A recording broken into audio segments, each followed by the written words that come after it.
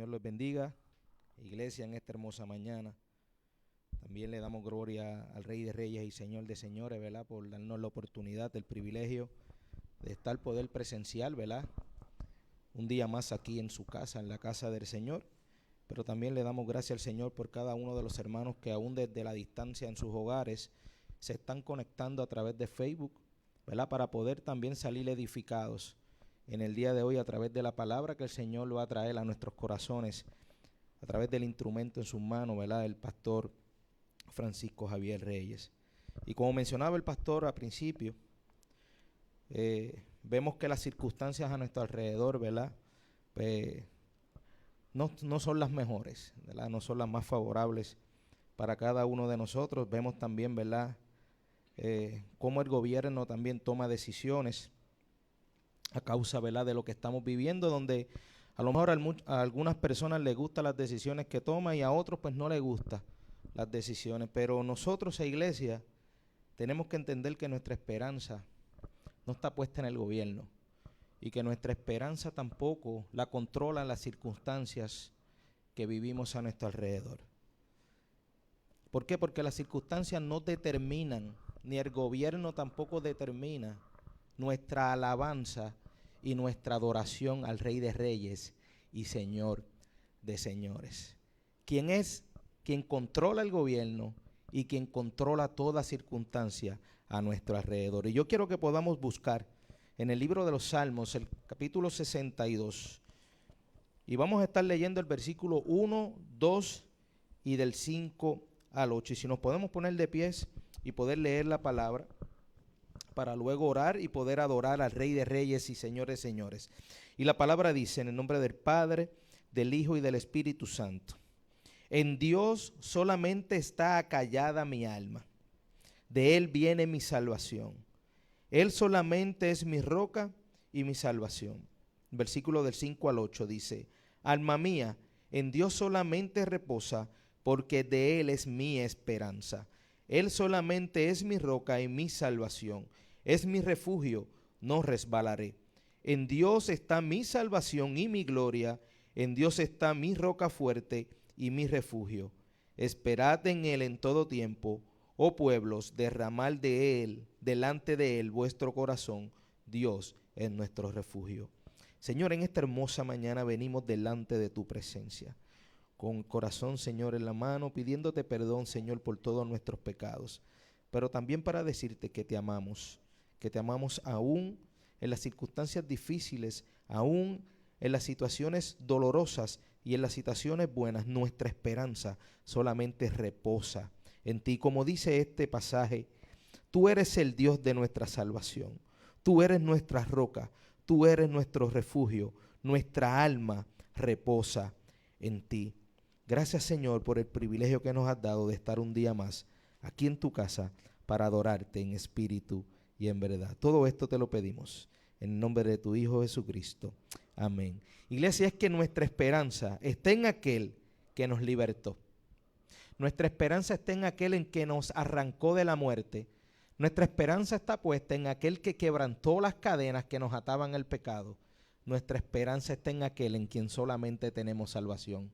Mi esperanza y tu esperanza solamente está en nuestro Señor Jesucristo. Así que adoremos y exaltemos al Rey de Reyes y Señor de Señores. Te adoramos, Señor. Gracias te damos, Señor Jesús. Mi esperanza está en Jesús. Te adoramos. Gracias, Señor. Te adoramos, Señor Jesús.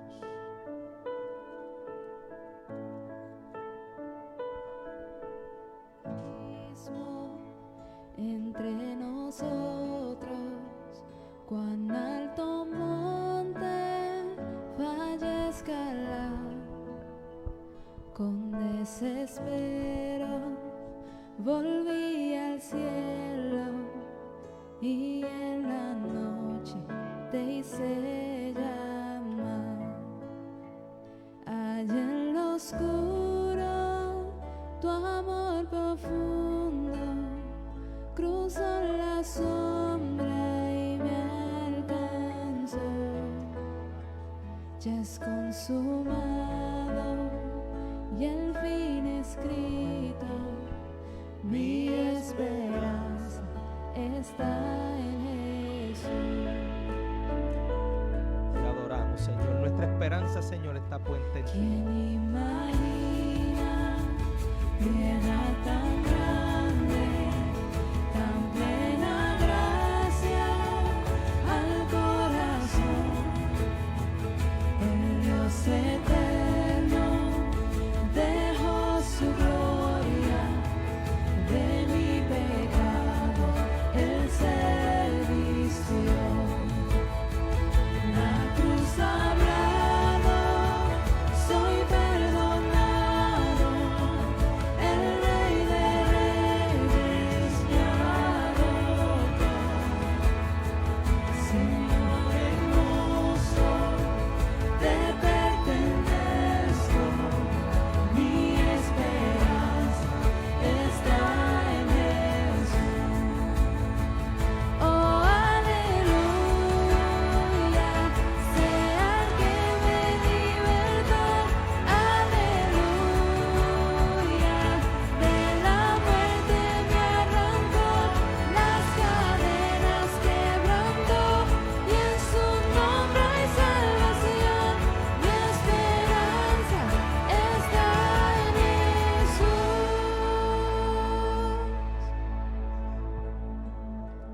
Y tus promesas fueron selladas cuando tu cuerpo resucitó. Desde el silencio, tu gran rugido quebró el poder de la muerte en mí.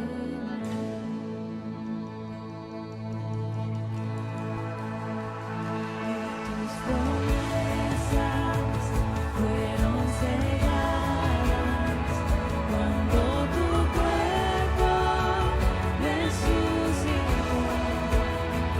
Desde el silencio, tu gran rugido quebró el poder de la muerte en mí.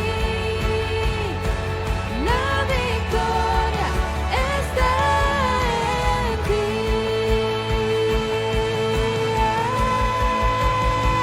Oh, aleluya,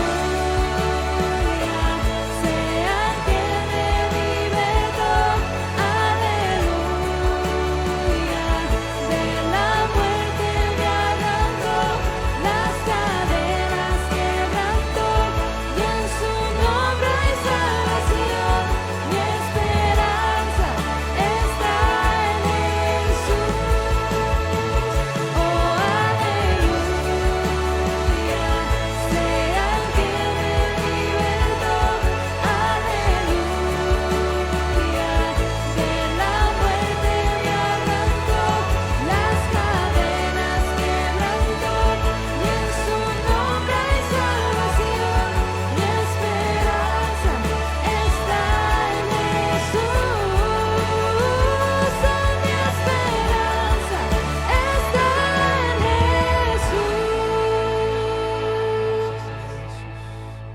Es que nuestra esperanza, Señor, nuestra fe, iglesia, y nuestra confianza descansan en el Rey de Reyes, Señor de Señores, y en cada una de sus promesas. Nuestra esperanza descansa en aquel que en una ocasión dijo: yo estoy contigo todos los días hasta el fin del mundo. En aquel que dijo: voy a ir a la tierra a morir por tus pecados, y vino y murió. En aquel que dijo que resucitaría el tercer día, y resucitó. Nuestra esperanza está en aquel que dijo que regresaría, iglesia, y regresará. Hermano, y es que las promesas del Señor son como roca, y verdaderamente dice su palabra que el justo por la fe vivirá.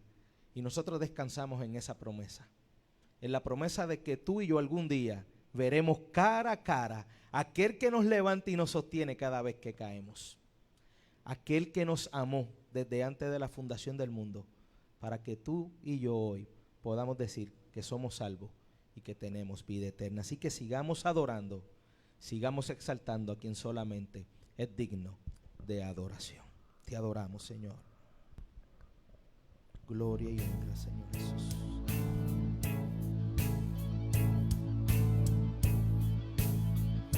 Gracias, Señor Jesús. Por fe veremos a nuestro Dios en el plan que creó en la eternidad,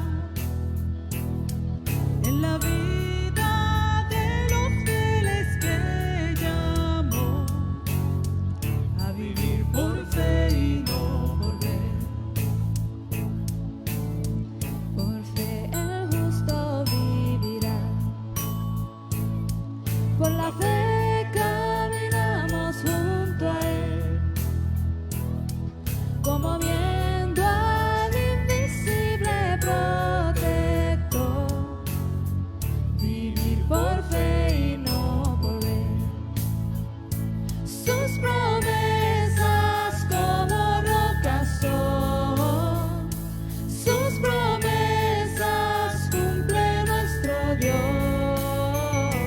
Nos movemos solo por la fe en Él. Vivir por fe y no por ver.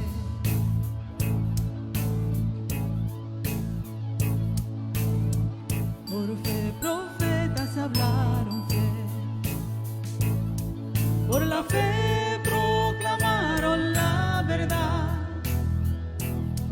del Mesías prometido en Edén, el que la muerte venció en la cruz. Por fe la iglesia se moverá con poder del Espíritu de Dios, y las huestes del infierno no podrán dañar la obra de nuestro Dios. Sus promesas como rocas son. Sus promesas cumple nuestro Dios. Nos movemos solo por la fe en Él. Vivir por fe y no por ver.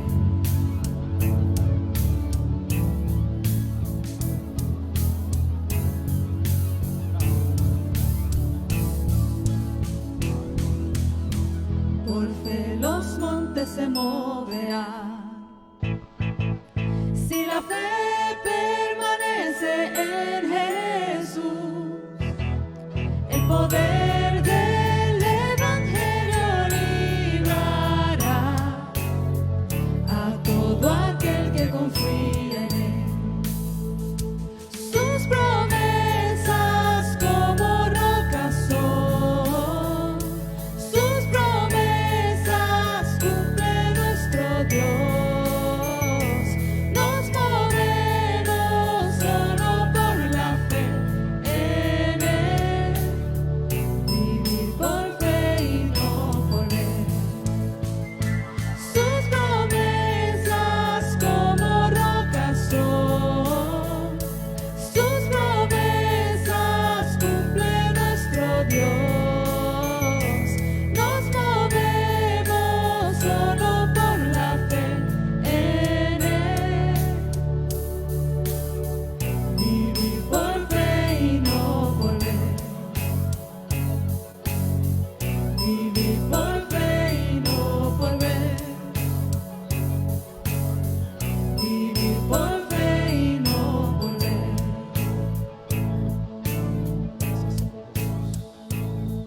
Te adoramos, Señor, en esta hermosa mañana. Y venimos delante de tu presencia, Señor. Padre, a darte la gloria, a darte la honra, porque solamente tú te la mereces, Señor. Gracias porque podemos estar aquí, Señor, presencial, y aún los hermanos de la iglesia que están a distancia podemos adorarte en espíritu y en verdad, Señor. Solamente te pedimos, Señor, que nuestros corazones y que nuestros oídos estén prestos y atentos, Señor, a escuchar la palabra que tú traes a nuestros corazones a través del pastor Francisco Javier Reyes, Señor, que cale profundo en nuestros corazones, que podamos entenderla, pero sobre todas las cosas que podamos ponerla por práctica. Todo esto te lo pedimos en el nombre de tu Hijo Jesucristo. Amén. Gloria a Dios.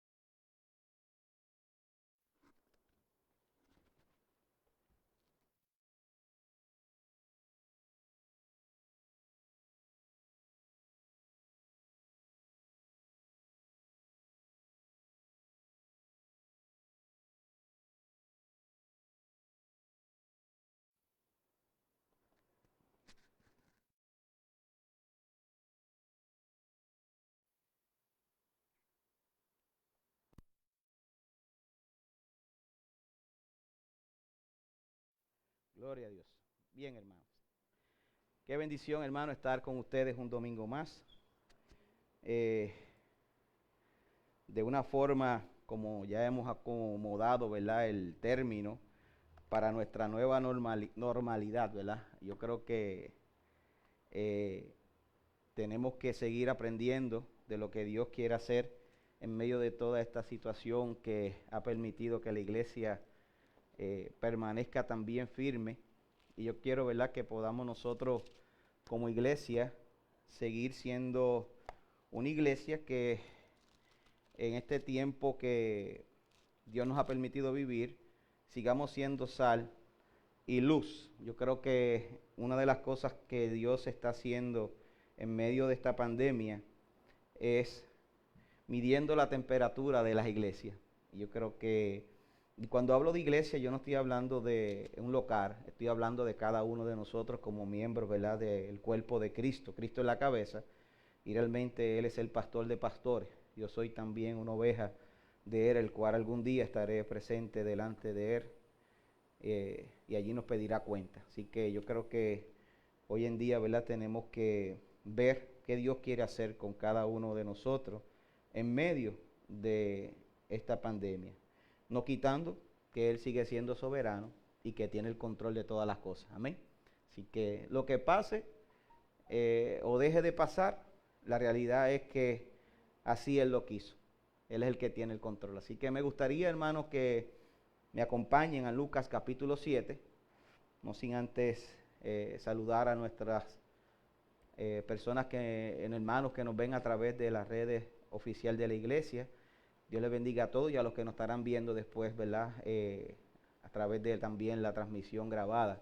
Gracias por estar con nosotros y compartir este tiempo que Dios nos ha permitido tener. Y me gustaría, hermano, hoy trabajar con el tema, hablando de que el Señor nos va a enseñar una verdadera fe, una fe auténtica. También nos va a enseñar sobre lo que es la gracia, que es el regalo inmerecido.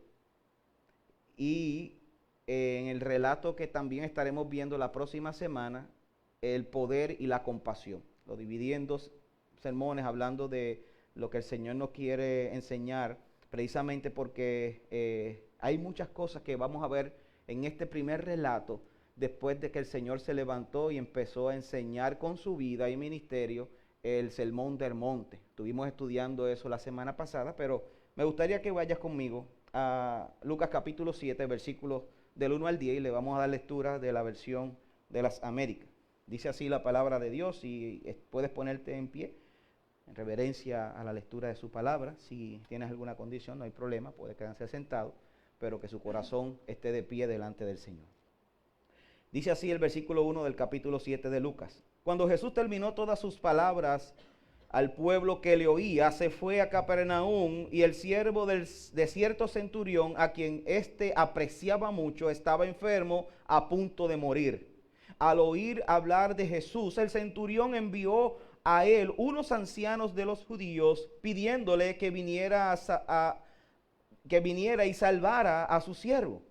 Cuando ellos llegaron a Jesús, le rogaron con insistencia diciendo: el centurión es digno de que le concedas esto, porque él ama a nuestro pueblo y fue él quien nos edificó la sinagoga. Jesús iba con ellos, pero cuando ya no estaba lejos de la casa, el centurión envió a unos amigos diciendo: Señor, no te molestes más, porque no soy digno de que entres bajo mi techo. Por eso ni siquiera me consideré digno de ir a ti. Tan solo di la palabra y mi siervo será sanado. Pues yo también soy hombre puesto bajo autoridad y tengo soldados bajo mis órdenes, y digo a este: ve y va, y a otro: ven y viene, y a mi siervo: haz esto, y lo hace. Al oír esto, Jesús se maravilló de él, y volviéndose dijo a la multitud que le seguía: os digo que ni aun en Israel he hallado una fe tan grande. Y cuando los que habían sido enviados regresaron a la casa, encontraron sano al siervo. Que el Señor bendiga su bendita palabra. Gracias, Señor, porque sabemos que nunca retornará tras vacía. Hará la función que tú enviaste que haría, Señor. Traspasar los corazones, las intenciones de nuestra mente y traernos a tus pies en fe y arrepentimiento. Eso te pedimos, Señor, que seas tú ayudándonos a ser tus instrumentos. No solamente que me ayudes a mí a ser tu instrumento. Perdona mis pecados, mis ofensas, Señor. Sabemos que todavía estamos en este cuerpo, Señor. Yo te pido, Señor, que me uses, pero a la misma vez que puedas preparar el corazón de cada oyente, de cada persona que esté aquí presencial, y que pueda entender todos estos principios que vemos plasmados en esta corta historia, pero tan grande para cada uno de nosotros, que podamos entenderla. En el nombre de Jesús. Amén. Amén. Bien, mis hermanos, lo primero que nosotros debemos ver en este relato o en esta lectura es que, terminando el sermón del monte, Jesús se dirige nuevamente a Capernaum. Y vamos a ver entonces brevemente qué era Capernaum. Y Capernaum era un pueblo pequeño alrededor y que de 100 a 200 personas según los historiadores, y estaba al lado del mar de Galilea, compuesto por muchas personas humildes y con poca educación. Y Lucas prácticamente conscientemente nos muestra en sus relatos los lugares que Jesús frecuentaba y con la clase de personas que estaba y que le seguía. Y yo creo que es muy propio de Jesús el que Él haga eso basado en la cultura en la cual Él estaba entonces llevando su ministerio. Número uno, Él llevaba su ministerio en una cultura donde los judíos prácticamente eran dominados por el imperio romano. O sea, ellos no tenían plena autoridad ni control sobre Jerusalén ni aquella ciudad en aquel momento, porque Roma había ocupado la mayor parte de toda aquella región. Y la autoridad de los romanos era que ellos lo que hacían era meter miedo por causa de su poder y autoridad. Y bajo ese dominio era que realmente estaba Jesús en su ministerio. Y eso nos muestra a nosotros cuando vemos, ¿verdad?, que Jesús se paseaba o que caminaba por todos estos lugares, sabía que tenía ciertas libertades para entonces ejercer su ministerio sin tener que prácticamente tener ningún tipo de incidencia con el imperio romano. Esto no es hasta que entonces vemos que lo acusan y lo llevan entonces ante Pilato, porque veíamos que había cierto permiso de parte de Roma para que ellos pudieran ejercer, ¿verdad?, a quien querían adorar, sin tener, ¿verdad?, que dejar de obedecer al César, que en aquel tiempo, ¿verdad?, era la máxima autoridad para Roma. Entonces, vemos que en esta historia había un siervo, y quiero que usted vaya conmigo a la historia brevemente. El primer personaje que nosotros vemos es el siervo del centurión, y yo quiero que usted pueda ver por encima y explicarle lo que significa ser un siervo en aquella época, para que usted se vaya familiarizando. Y yo le voy a pedir que usted pueda ejercer un poco de su imaginación y que pueda transportarse a aquel momento en el que nosotros estamos viviendo, viendo, ¿verdad?, la cultura y viendo lo que se estaba poniendo ahí enfrente delante de Jesús. Cuando nosotros vemos los siervos de aquella época, básicamente era un esclavo del centurión, ocupaba un puesto de ninguna importancia. Los siervos eran normalmente tratados como una propiedad o como animales. Así era la situación allí. No tenían derechos legales, no podían presentar demanda, no podían solicitar ayuda al gobierno, etcétera, etcétera, etcétera. Su condición era tan crítica que no podía pararse de su cama e ir donde Jesús. Estaba postrado aquel siervo. Y no solamente eso, se encontraba en una situación de salud donde si no ocurría un milagro, sencillamente iba a morir este siervo. Pero vamos a ver entonces en este relato quién era el centurión. Y este hombre era jefe del siervo. Centurión significa comandante de 100 soldados. Yo quiero que usted pueda ver esto. En otras palabras, este hombre era un líder militar, soldado romano y guerrero, guiando a otros hombres a la batalla. Era un hombre conforme a la cultura, distinguido, bien conocido, exitoso y amado por el pueblo. Y la pregunta podíamos nosotros decirla, ¿por cuál pueblo? ¿Por el pueblo romano? No, dice que era amado por el pueblo judío. ¿Sabe por qué? Este hombre financió, o podríamos decir que construyó la sinagoga que había en Capernaum. Y la sinagoga en aquella época era lo que entonces ellos entendían que era el sitio o el lugar de adoración. Y un hombre completamente pagano, gentil, fue el que financió, dio el dinero para construir el lugar donde el pueblo de Dios iba a adorar. Interesante eso. Pero entonces, vamos a ver ahora la relación entre el siervo y el centurión. Algo que realmente nos debe llamar la atención era el tipo de relación que tenía este centurión con su siervo. Ya vimos entonces lo que significaba un siervo de aquella época. No tenía ningún derecho. Pero mira lo que sucede en esta historia y que podamos ver que no era lo que normalmente conocemos de amo y siervo, esa relación. Aquí lo que sí vemos es que para el centurión el siervo era su hermano y amigo. Estaba interesado en que Jesús llegara para que pudiera sanar a su siervo. No era un hombre que simplemente trabajaba con él, era alguien que amaba. El centurión estaba preocupado por el estado de salud de su hermano y amigo. Yo quiero que tú puedas ver ahora la acción del centurión. Y podríamos nosotros pensar que el centurión había agotado todas sus fuerzas o recursos médicos para que pudiera salvar a su amigo el siervo.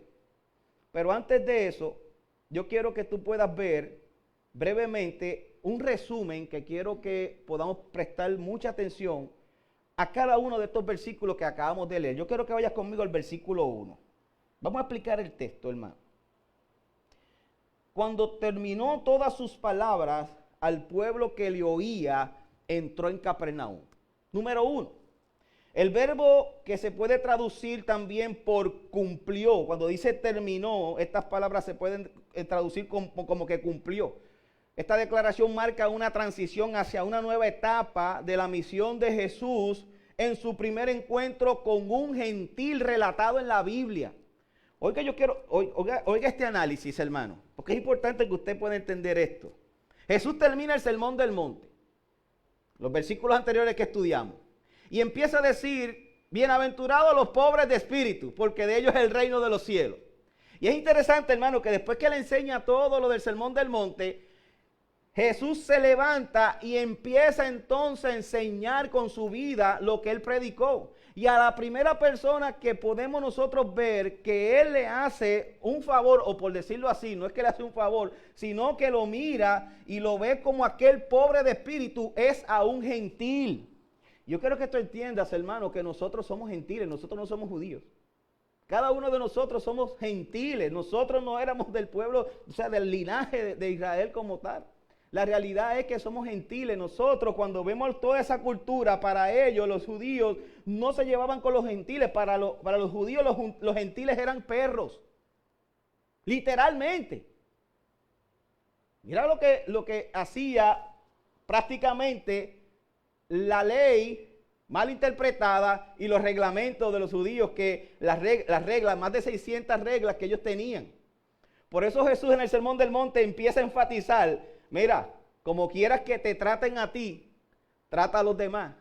Cuando le dice, ama a tus enemigos, que era un gentil para los judíos, su enemigo. Y la primera persona que Jesús se dirige después de predicar el Sermón del Monte, el sermón más espectacular de toda la historia, a quien se dirige a un gentil. Y eso nos debe a nosotros, hermano, no sorprender, sino a animar, en el sentido de que la salvación también era para nosotros. ¿Te acuerdas que mencionamos en Juan capítulo 17 la oración sacerdotal del Señor? La mencionamos, creo que fue el miércoles pasado, en las exhortaciones de Filipenses, donde vemos a Jesucristo orando: Señor, no te pido solamente por estos, está hablando literal de los que están allí, sino te pido también por los que han de creer en mí, por la palabra de ellos. ¿Quién estaban? Sus discípulos. Jesús estaba orando ya también por nosotros, hermano. No solamente por los otros judíos, estaba orando también por el pueblo gentil que iba a creer en el evangelio de Jesucristo. Y una de las cosas, hermanos, que podemos nosotros estar claros y seguros, es que sin el evangelio nosotros no estuviéramos aquí, ninguno de nosotros. Estamos aquí porque algún día alguien nos predicó la palabra de Dios, el evangelio de Jesucristo, abrieron nuestros ojos espirituales y vinimos entonces en fe y arrepentimiento ahora a querer servirle y vivir una vida que le agrade a Él. Por eso es importante, hermano, que nosotros podemos ver, conforme a la frase que dice el versículo 1, la frase al pueblo que le oía, recoge lo que viene pasando en el versículo 27 del capítulo 6 anterior, cuando mucha gente estaba detrás de Jesús. Y vemos al Señor entonces que termina el Sermón del Monte y empieza entonces a modelar una vida de misericordia, de amor, de compasión, a enseñar lo que es la verdadera fe. Y otra cosa importante, hermano, que vamos a ver aquí, que se muestra lo que es la verdadera fe salvífica. Y no solamente eso, se muestra lo que precisamente queremos nosotros resaltar, que la salvación es únicamente por gracia, no es por obras. Yo quiero que tú puedas ver ahora el versículo 2. El versículo 2 dice: el esclavo de un centurión que le era de gran valor estaba muy enfermo y a punto de morir. Y este encuentro, hermano, favorable con el centurión, prefigura lo que nosotros también vimos en Hechos capítulo 10, en un momento dado, cuando Cornelio también, que era un centurión, también recibe el evangelio y es transformado. Y entonces vemos que el centurión no es judío, ya que los ancianos judíos afirman que ama a nuestra nación, versículo 5 que leímos anteriormente, pero debe haberse sentido atraído por el judaísmo, ya que les construyó la sinagoga. Estamos hablando del centurión, el versículo 2. Vaya al versículo 3. Cuando oyó hablar de Jesús, el centurión envió unos ancianos de los judíos a pedirle que viniera a salvar a su esclavo. Como las noticias sobre Jesús habían llegado a muchos oídos, según el versículo 37 del capítulo 4, podemos entender que ya el centurión había escuchado de lo que Jesús estaba haciendo, sanando leprosos, levantando a los paralíticos, sacando demonios, y ya él había escuchado, conforme a lo que había pasado, que la fama de Jesús se había extendido por toda aquella región. Entonces vemos aquí que dice el versículo 3, cuando oyó hablar de Jesús, envió unos ancianos de los judíos a pedirle que viniera a salvar a su esclavo. Entonces el centurión, como gentil, decide buscar la ayuda de intermediarios. Es importante esto, hermano. Intermediarios judíos, líderes de la comunidad local, para plantear su caso ante Jesús. En aquella época, hermano, los mediadores se utilizaban en esta cultura cuando la disparidad social impedía a alguien de estatus inferior tratar directamente con uno de estatus superior. Por eso te expliqué ahorita quiénes realmente tenían un estatus inferior y quién tenía un estatus superior. Los romanos eran los que entonces en aquella época tenían un estatus superior. Pero mira el corazón de este centurión. Por eso es importante que él no va directamente. Él tenía la autoridad. Mándame a buscar a Jesús que venga acá. Él envía a unos judíos porque él mismo conocía en su corazón. Y es interesante que cuando se usan estos mediadores, y quiero no pasar por alto, mira este comentarista, a pesar de su rango y poder como comandante, debe sentirse demasiado inferior para apelar directamente a Jesús. Aunque era romano, un hombre importante, no se sentía digno de presentarse él directamente donde Jesús. ¿Lo podía hacer? Claro que sí. Pues él tenía autoridad allí en Capernaum. Prácticamente él era el que estaba a cargo de aquella región. Un lugar pequeño donde prácticamente podíamos decir que era el que controlaba toda aquella región. Mándame a buscar a Jesús para que venga a sanar a mi siervo.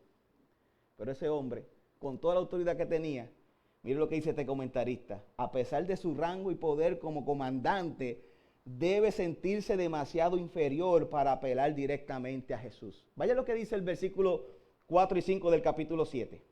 Cuando llegaron a Jesús, estos intermediarios le rogaron con insistencia, y aquí vamos entonces a entrar un poquito, hermano, lo importante que es los méritos versus la gracia. Mira lo que dice el texto. Cuando llegaron a Jesús, le rogaban con insistencia que viniera, diciendo, él, el centurión, es digno que le concedas esto porque ama a nuestra nación. Y es él quien nos edificó la sinagoga. Oigan esto. Que rueguen con insistencia a Jesús presupone que él podría no prestar atención a una petición hecha por un gentil. Eso es importante. Los judíos no fueron, mira, vente, que aquí está el Capernaum, que este es el que nos hizo la sinagoga, mira, que está el centurión, es el que manda aquí, vete. No, ellos fueron con ruego, porque ellos sabían culturalmente que los judíos y los gentiles no se llevaban. Y Jesús, hermano, era judío. Eso es importante que nos tenemos que entenderlo. Y él vino a cumplir realmente todo lo que dice la Escritura como judío. Y es importante que nosotros entendamos eso. Y ellos fueron con ruego delante de Jesús, porque entendían que Jesús le podía haber dicho, no, yo no puedo. Un momento dado en la historia de Jesús, que lo vamos a ver más adelante, una mujer que era también gentil, se iba a acercar a Jesús y él dice, mira, pero ven acá, como tú siendo gentil le estás pidiendo que yo haga algo por ti. Y le dijo la historia de los pejillos comen de lo que se cae. Mira lo que dijo esta mujer, y el Señor le concedió su petición por esa fe que tuvo ella. Los pejillos comen de lo que se cae de la mesa de su siervo. Mira con qué, tú veas lo que se está comparando, cómo comparaban allí los judíos a los gentiles, a otras personas que no eran como ellos. Para que tú veas cómo Jesús viene amarrando lo del sermón del monte. Ama a tus enemigos, trata a los demás que te gusta que te traten a ti. Pero vamos a ver entonces aquí el corazón de un gentil realmente empobrecido delante de un Dios completamente santo.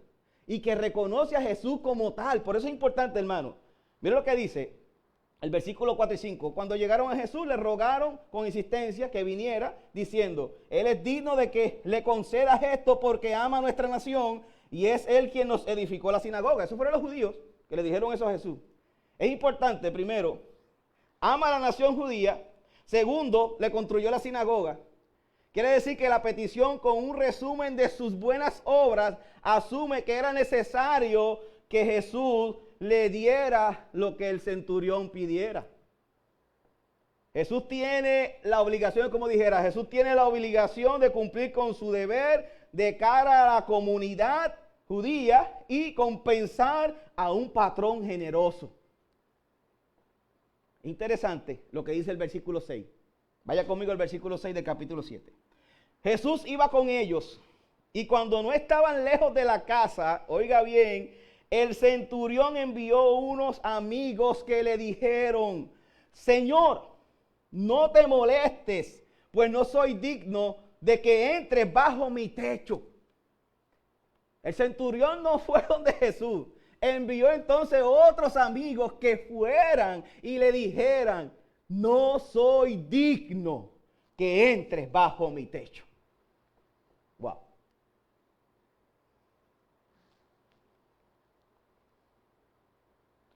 Jesús, por sus propias razones, va con los ancianos.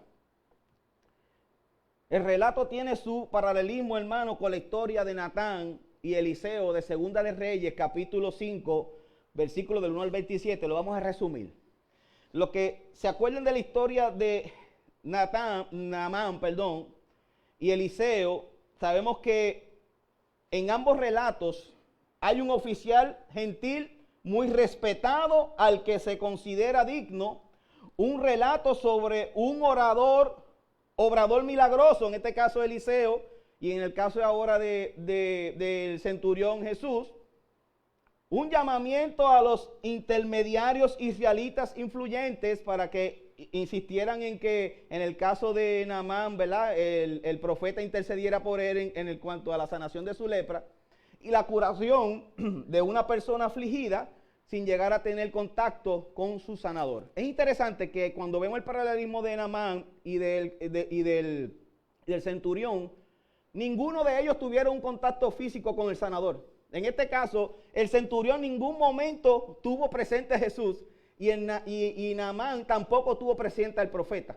Fueron intermediarios los que estuvieron y fue sanado. Prácticamente Naamán fue sanado de la lepra, pero no fue como él quería. Mira lo interesante esta comparación que hace este comentario y me gusta que tú puedas verla porque lo podemos nosotros también verlo desde el punto de vista que la Biblia lo dice. Las diferencias entre Naamán y el centurión. Las diferencias, sin embargo, son notables y resaltan la humildad y la fe de este centurión. Naamán había ordenado incursiones armadas contra Israel. El centurión hizo cosas para demostrar su amor por Israel. ¿Qué hizo el centurión? Le construyó la sinagoga. Naamán había hecho cosas en contra del pueblo de Israel en aquel momento. Era un enemigo. Sin embargo, se dio cuenta que Eliseo podría sanarlo de la lepra. Pero mira entonces el corazón del centurión. Humildemente, la diferencia vemos aquí que Naamán había ordenado incursiones armadas contra Israel. El centurión hizo cosas para demostrar su amor por Israel. Número 2, Naamán llega a la casa de Eliseo con caballos y carros. Segunda de Reyes 5:9. El centurión humildemente envía intermediarios a Jesús. Él no va presencialmente. Vemos a Eliseo, que es el profeta en aquel momento de esta historia, envía un mensaje con instrucciones a Naamán. Segunda de Reyes 5:10. Jesús sale para ir hacia el centurión. Naamán se enfurece, cuando Eliseo no cumple con sus expectativas y debe ser persuadido para que obedezca las instrucciones de Eliseo. Los que se acuerdan de la historia, usted sabe muy bien que Eliseo le dice, mira, dile que se tire yo no sé cuántas veces al río, que salga, que vaya esto. Entonces le dio una instrucción específica. Y nada más molesto porque, ven acá, pero ¿quién se cree este? ¿Por qué no viene? Yo vine hasta aquí, que salga, que venga aquí. Le mandó intermediario. Vemos a Jesús que cuando le sucedió lo mismo, Jesús mismo quería ir hasta donde entonces este hombre. Ahora mira qué interesante, otra comparación de Naamán y Eliseo. Naamán cree que es necesario llevar 2 mulas de carga de tierra de Israel para adorar al Señor. Segunda de Reyes 5:17. El centurión humildemente envía intermediarios con una declaración de su fe en el poder sanador de Jesús a través solo de su palabra.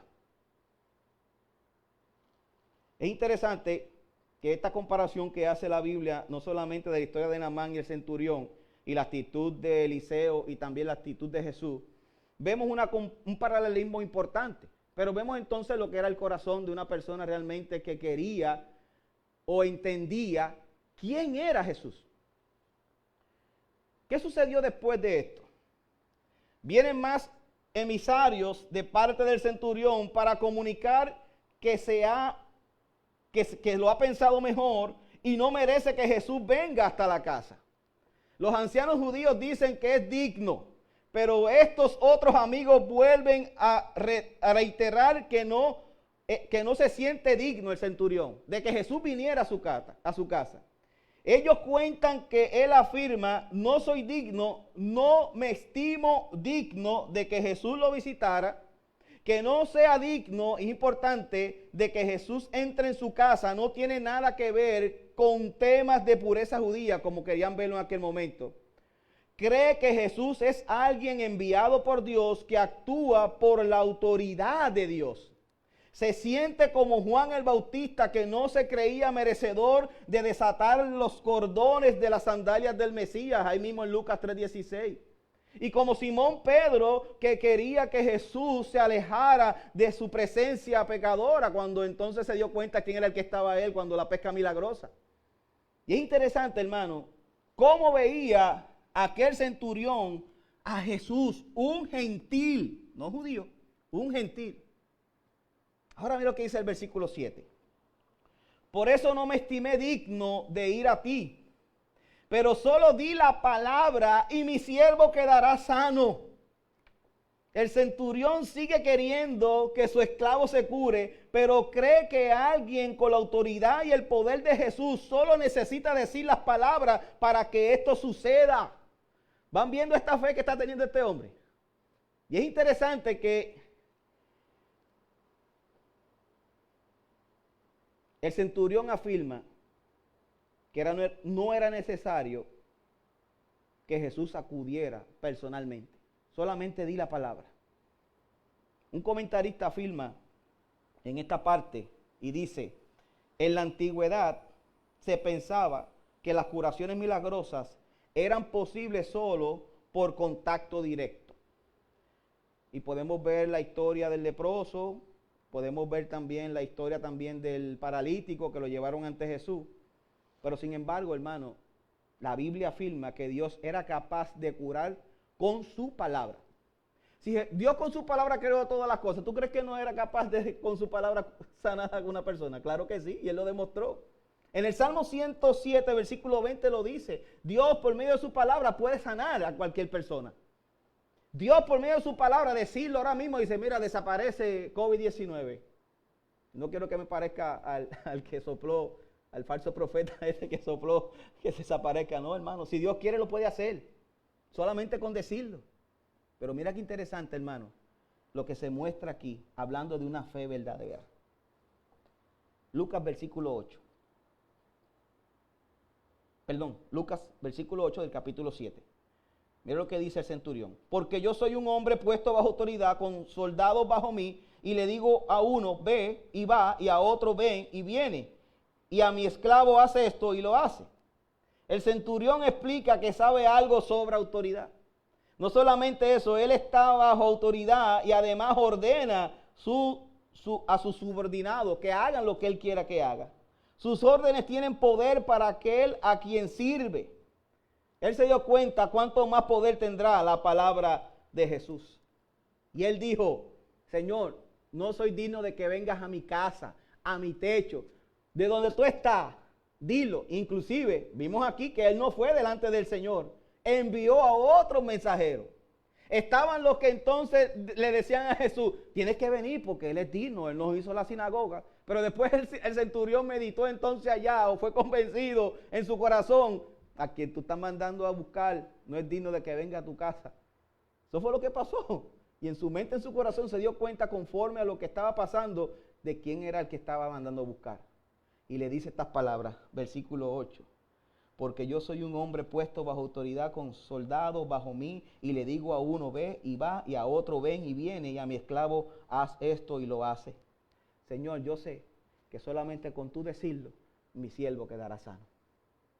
Es interesante porque este hombre que estaba en autoridad en aquel sitio, y dice los comentarios hablando de lo que realmente era el centurión, dice, al igual que el pueblo conquistado estaba indefenso ante el poder del dominio romano, este centurión estaba indefenso ante el poder de la muerte. Que este soldado reconozca y se incline ante la autoridad divina de Jesús, trastoca la autoridad de sus jefes y la propaganda imperial romana. Era algo humillante de que un romano se inclinara ante un judío. Y este hombre humillado le dice, no soy digno de que tú vengas, solamente di la palabra y se hará. Es interesante que el versículo 9 dice, cuando Jesús escuchó estas cosas, quedó asombrado y volviéndose a la multitud que le seguía, dijo: os digo que ni aún en Israel he encontrado tal fe. Vemos a Jesús, el narrador de parábolas, capta el abatimiento de las palabras del centurión y reacciona con asombro. Mira qué interesante, hermano, su declaración, la de Jesús. Os digo que ni aún en Israel he encontrado tal fe. Y ahí, hermano, en ese momento marca el clímax, el final de la historia, en lugar de hacerlo la curación, que se menciona casi prácticamente como algo adicional. Porque es interesante, hermano, que Jesús se encontraba y se encontrará con gente de Israel que cuestione su autoridad. Lo vimos en el versículo 21 del capítulo 5, cuando entonces le dijeron: ¿quién eres tú para decir que perdonas pecado? Cuando le llevaron el paralítico. Pero también se encontrará con gente de fe en Israel, como aquellos amigos que rompieron el techo para poner al amigo frente a Jesús, porque ellos decían: lo puede sanar. Se va a encontrar esas personas del mismo pueblo de él, gente que sí va a cuestionar su autoridad, y va a haber gente que sí va a creer que Jesús lo puede hacer, como hoy en día está sucediendo en nuestro ambiente. Los ancianos judíos llegaron pensando que Jesús podía realizar un milagro. Lo esperaban porque las buenas obras del centurión lo hacían merecedor de él. Los judíos ensalzaron al centurión, pero Jesús ensalzó la fe del centurión. Os digo que no he hallado tal fe en Israel. Le dijo a los que lo seguían, y la mayoría de los que lo estaban siguiendo eran judíos, que habían visto todos los milagros que el Señor había hecho. Pero es interesante que vemos aquí que Jesús no había encontrado este tipo de fe en Israel, una fe que no estaba basada en obras, una fe que no pensaba que Dios le ayudaría por haber hecho algo para merecerlo, sino que Dios actuaría a pesar de quién era él y de lo que hubiera hecho o no. Por eso el versículo 10 dice lo siguiente, oiga bien, hermano: cuando los que habían sido enviados regresaron a la casa, encontraron al esclavo en buena salud. El centurión dice: solo di la palabra, pero Lucas no recoge en este relato ninguna palabra de curación dicha por Jesús.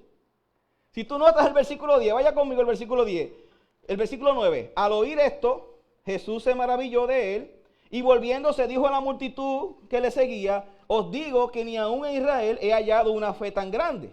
Y cuando los que habían sido enviados regresaron a la casa, encontraron sano al siervo. Tú no ves que Lucas dijo ahí, el Señor dijo: se haga como tú quieras. En Mateo aparece eso. En Mateo, que es el pasaje paralelo del capítulo 8 de Mateo, se menciona que Jesús le dice al centurión que se haga como tú dices.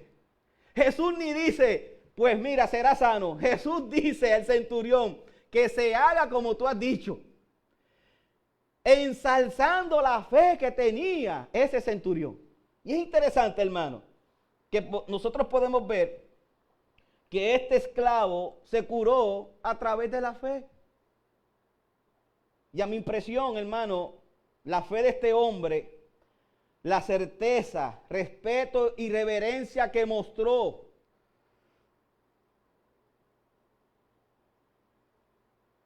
cuando se enteró de que Jesús venía camino a Capernaum, muestra que en su corazón él sabía quién era Jesús. Si nosotros tuviéramos esa misma actitud, que este centurión, fuera otra cosa en nuestras vidas. Y yo quiero que tú puedas ver dos cosas para aplicar el texto a nuestra vida en el día de hoy. Lo que es el mérito frente a la gracia. Lo que es las obras frente a la gracia. Hoy en día todavía vivimos en una cultura donde hay mucha gente que cree que porque hace buenas cosas tiene el favor de Dios. Y eso es que no ha entendido lo que realmente es la gracia. Primero que nada, hermano, vemos que este incidente establece un contraste entre el mérito, que podíamos decir que los judíos decían que este hombre necesitaba que Jesús sanara a su siervo porque se lo había ganado, frente a la gracia, regalo inmerecido. Porque él dice: no soy digno de que vengas Y yo quiero que tú lo puedas ver, hermano, como lo que viene enseñando Jesús aplicado al mismo Sermón del Monte. La primera bienaventuranza dice, bienaventurados los pobres de espíritu, porque de ellos es el reino de los cielos. Bienaventurados los pobres de espíritu. Pobre de espíritu significa aquella persona que conoce y sabe que su condición delante de un Dios 3 veces santo está liquidado. Y ese centurión se dio cuenta de eso. No soy digno. Mostró su pobreza de espíritu, teniendo dinero, teniendo poder, pero delante de Dios eso no valía nada. Habiendo hecho la sinagoga, habiendo a lo mejor ofrendado y haciendo limosna, como pasó con la historia de Cornelio, pero no fue hasta que realmente tuvo un encuentro con Jesús a través de la predicación de Pedro que aquel Cornelio recibió el Espíritu Santo. Lo mismo vemos aquí con Jesús en esta historia. Mérito frente a gracia. Este incidente establece un contraste entre el mérito y la gracia. Primero, los ancianos dicen que el centurión se lo merece. Después el centurión dice que no es merecedor. Es como el hijo pródigo que regresa a casa desde el país lejano y le dice a su padre, ya no soy digno de ser llamado tu hijo. El centurión no viene en persona porque no se cree merecedor y hace que su apelación sea una súplica de gracia. Es como el recaudador de impuestos en el templo que se mantiene alejado y no es capaz de levantar los ojos al cielo, pero se golpea el pecho y grita, Dios, haz propiciación para mí, el pecador. ¿Se acuerda de esa historia? El fariseo, no me hagas como este publicano, mira, porque yo hago esto y esto. Dice la Biblia en Lucas, que lo vamos a ver más adelante, que sus oraciones no subían del techo. Sin embargo, aquel publicano humillado al piso no se atrevía a levantar la cara. Y vemos aquí esa condición prácticamente igual que la de este centurión. El centurión no viene en persona porque no se cree merecedor y hace que su apelación sea una súplica de gracia. Es interesante que el centurión expresa una verdad teológica que es aplicable para todos nosotros. Su esperanza está basada en la bondad y el poder de Jesús, no en la bondad y el poder personal. Sabe que no es merecedor, pero que no necesita hacerlo para buscar la ayuda de Cristo. También reconoce su necesidad desesperada de ayuda y su completa inutilidad para hacer algo él mismo.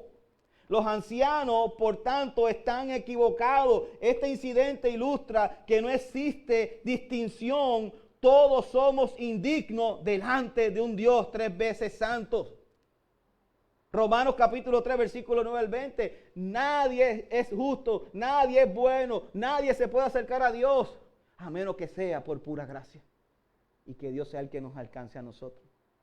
Nadie puede decirle a Dios, mi amada iglesia, soy merecedor de tu gracia, o me lo debes, como dice Efesios capítulo 2, versículo 8, no por obras para que nadie se gloríe, solo esto es por gracia. Iglesia,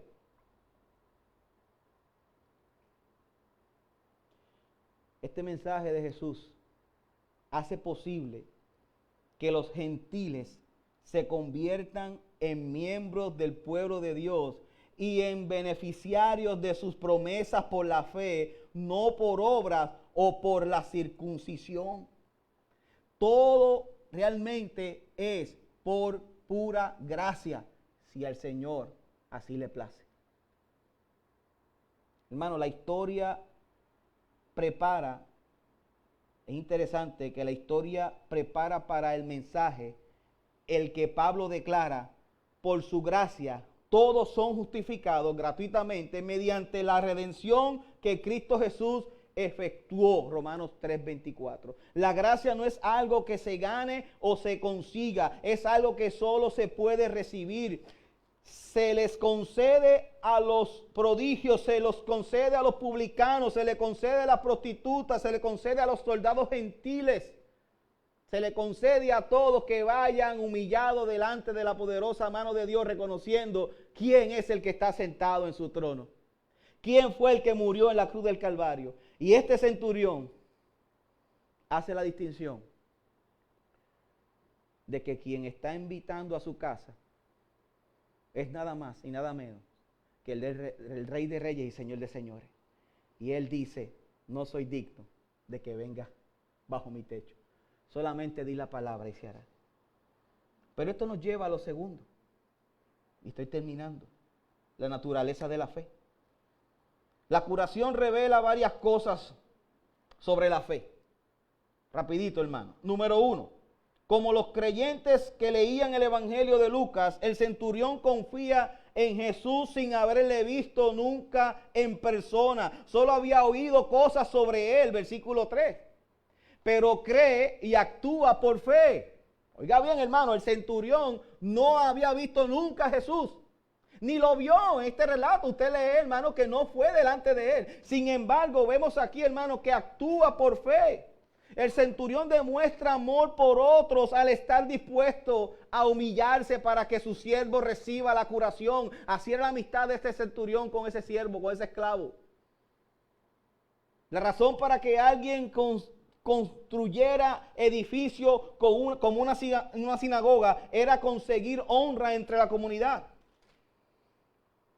Él deja de lado ese honor, el centurión, deja ese honor terrenal por considerarlo inútil, apelando humildemente a Jesús. Oiga bien, iglesia, la humildad no era una virtud entre griegos y romanos, no era algo que estaba en sus corazones. Sin embargo, este gentil sí la puso en función. En el contexto bíblico se refiere a verse uno mismo en condición legítima de criatura de Dios.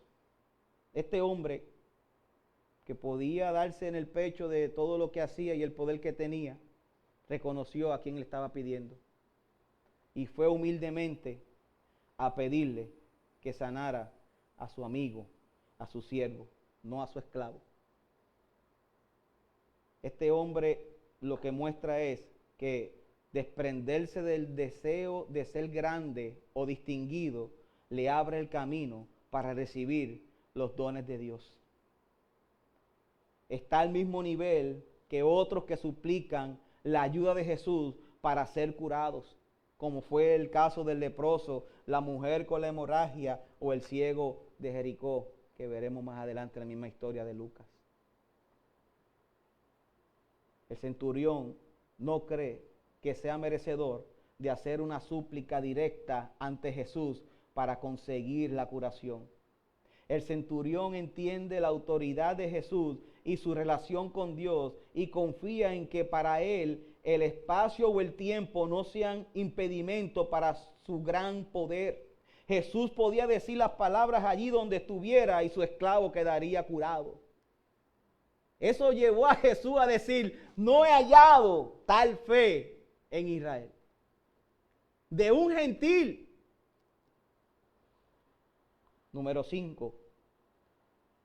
Como jefe, el centurión solía estar al mando, pero la gracia le llega cuando deja de lado el control.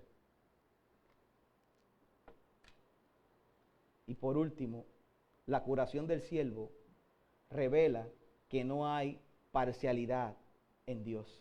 Muestra que un gentil puede demostrar una fe y un discernimiento espiritual más grande que el pueblo de Dios y presagia que la promesa de que toda carne verá la salvación de Dios se cumplirá. Lo que dice Lucas capítulo 3, versículo 6.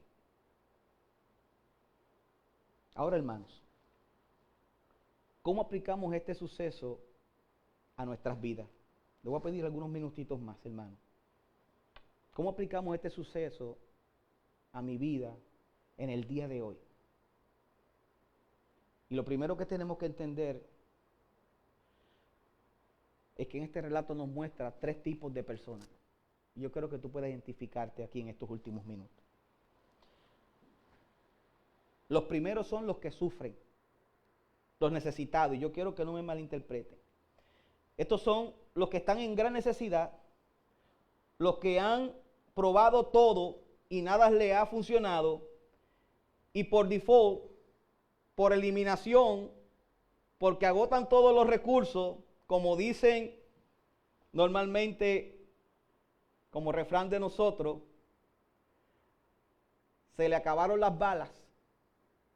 Entonces van donde Jesús. Y no me malinterprete, si necesitamos, podemos ir donde Jesús. Esto no es malo. La palabra misma dice que en su aflicción buscarán el rostro de Jehová. Lo ideal es que nos acerquemos a Dios cuando las cosas estén bien, no solamente cuando estén mal. Es triste ver, hermano, a personas que vinieron a Dios desesperados por una enfermedad, situación económica, problema del matrimonio, problema con los hijos. Y entonces Dios, en su gran misericordia, les resuelve la situación. ¿Y después qué pasa? Así como realmente acudieron a Dios por último, precisamente así mismo vuelven y lo hacen, lo ponen en último lugar. Pero está ese tipo de personas, lamentablemente. Y es triste ver, hermanos, personas que vinieron a Dios desesperados, Dios abrió puertas y les ayudó, suplió, sanó, y al cabo de varios días o semanas regresan a sus vidas comunes y corrientes. Y como dice por ahí el refrán y algunos hermanos, eso no es de Dios, eso no es de Dios. Wow, hay mucha gente que tienen a Dios solamente o vienen a Él cuando necesitan. Y hay una alabanza que dice, en las buenas y en las malas, alaba al Señor. Pero también están los segundos tipos de personas, que son los religiosos. Los que entonces dicen, tú me debes esto. Como fueron entonces estos judíos, le debes esto al centurión porque él nos hizo la sinagoga. Mira, él nos ha cuidado, él es el que mantiene todo esto aquí, él es el que ofrenda bueno. Estos son los que se acercan a Dios a demandar. Yo te ordeno, yo soy tu hijo, tú me tienes que bendecir, sanar, suplir, etcétera. Estos son los que tutean a Dios, los que piensan que están hablando con cualquier hijo de vecino, los que han sido enseñados a que Dios es el sirviente y nosotros somos los amos. Y le damos instrucciones a Dios. Los que están escuchando y recibiendo mensajes de que Dios es el Aladino y que es aquel que si frota la lámpara aparece lo que nosotros realmente decretamos o declaramos y lo ordenamos. Y Dios se arrodilla entre nosotros para darnos lo que nosotros pedimos. Ojo con esto, mi amada iglesia. Yo no me acerco a Dios a exigirle lo que me pertenece. Él me da lo que a Él le plazca, cuando Él quiera. Nunca se acerque a Dios, mi amada iglesia, reclamando o exigiendo. Acérquese a Dios con ruego, reconociendo quién es Él. Una vez yo le conté una historia brevemente de una persona que se acercó a otro pastor y le dice, yo le pido a Chuito todo lo que yo quiera y él me lo da. Y el pastor le dice, ¿quién es Chuito? Jesús, así que yo le digo. El otro pastor le dice, mira, déjame salirme del lado tuyo, que no vaya a caer un rayo y te parta por el medio, por irreverente. Hay gente, hermano, que se acerca a Dios de esa forma. Hay gente que no tiene ningún tipo de reverencia ante el Dios que nos creó y que fue a la cruz a morir por nosotros. Ese es Jesús, nuestro Salvador. Y tenemos que tener reverencia no solamente por eso, sino porque Él es Dios, creador de los cielos y la tierra. Pero hay una tercera persona que es la que nosotros debemos definir. Los que son como el centurión. Los que tienen una fe asombrosa. Entonces están los que son como este centurión. Los que son reverentes. Los que se han convencido de que Jesús es la única solución, pero van con actitud de ruego, súplica, con respeto porque saben en la presencia de quién están. La pregunta es, hermanos, para concluir, ¿cuál de estas tres personas somos nosotros? ¿Cómo nos acercamos a Dios en medio de nuestra necesidad? Cuando estamos apretados y cuando los bolsillos están como los míos, así que, ay, espérate, salen mariposas. Así es que vamos cuando entonces tenemos, hermano, alguna situación difícil, ahí es que acudimos a Dios. O vamos en las buenas también ante Dios.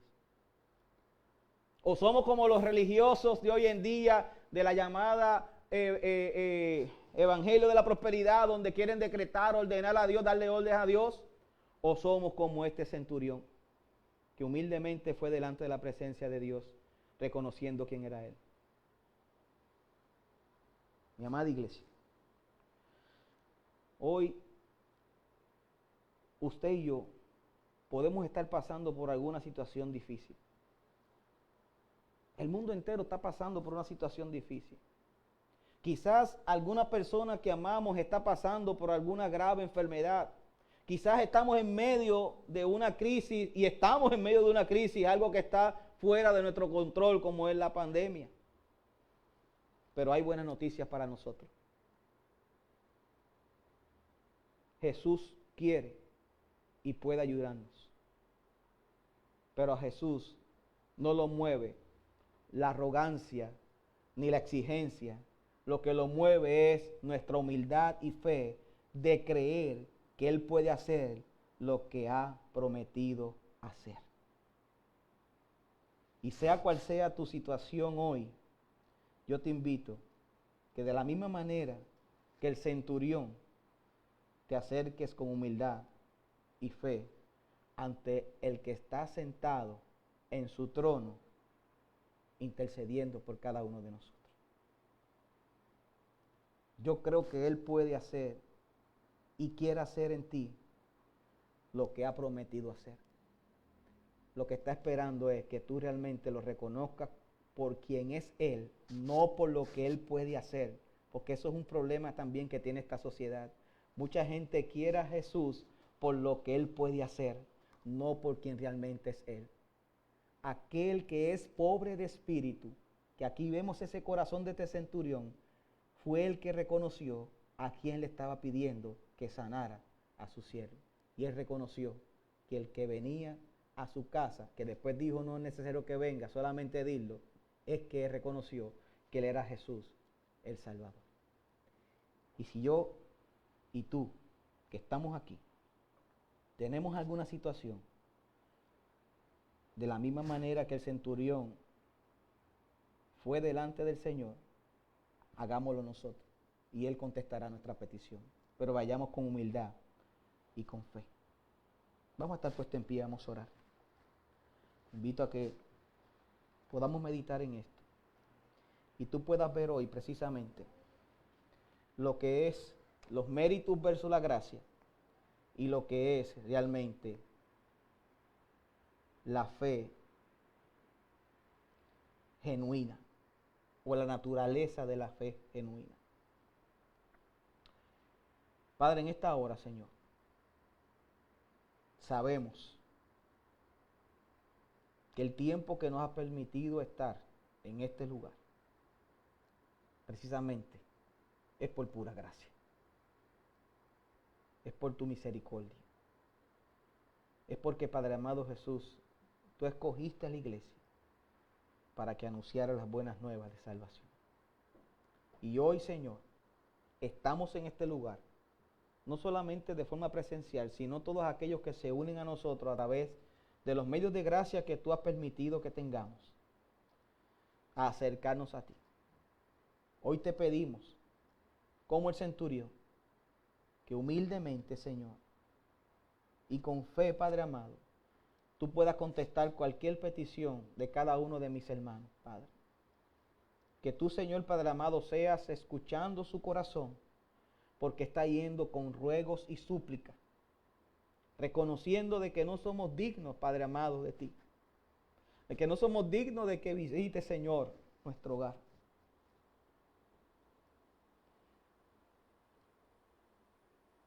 Porque tú eres el Rey de Reyes y Señor de Señores. Todavía estamos en este cuerpo, Señor, en esta carne. Que la Biblia se cumple cuando dice que los pensamientos del hombre van de continuo al mal. Pero sabemos, Señor, y tenemos la certeza y la esperanza de que la buena obra, como dice Pablo en Filipenses, que comenzaste en nosotros, la perfeccionarás hasta el día de Cristo. Hoy pudimos ver, Señor, lo que era una fe genuina y lo que es una fe genuina, Señor.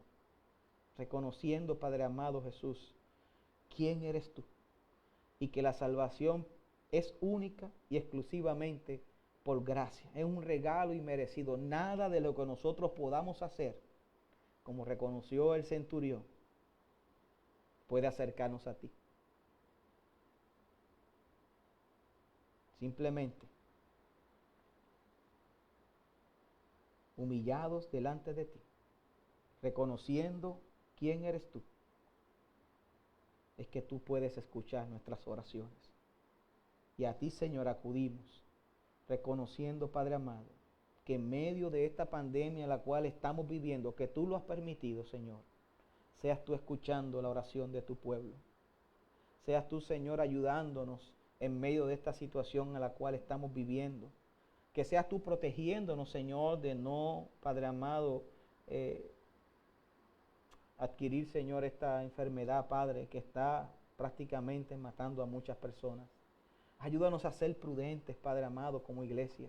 Ayúdanos, Señor, a poder vivir conforme a tu voluntad, que es la única buena, agradable y perfecta. Pero no quiero terminar esta oración sin pedirte por aquellos que no te conocen, Señor. Que todavía creen que por sus méritos, que porque entienden que son buenos, que no han matado a nadie, que no roban, que viven una vida moralmente correcta, creen que con eso te van a agradar. Que tú, Señor, te reveles a sus corazones.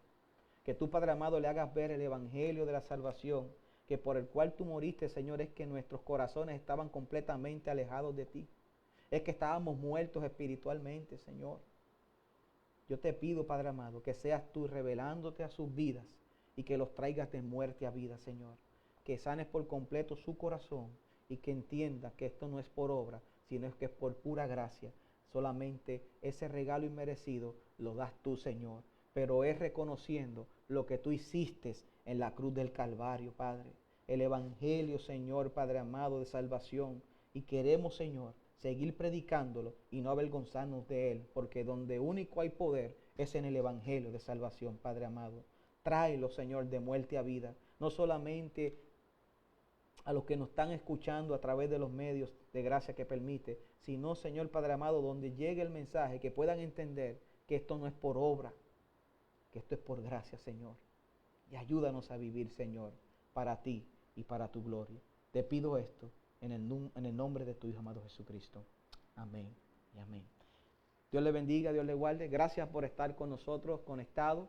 Esperemos que puedan estar con nosotros este próximo miércoles. Estaremos también transmitiendo en vivo.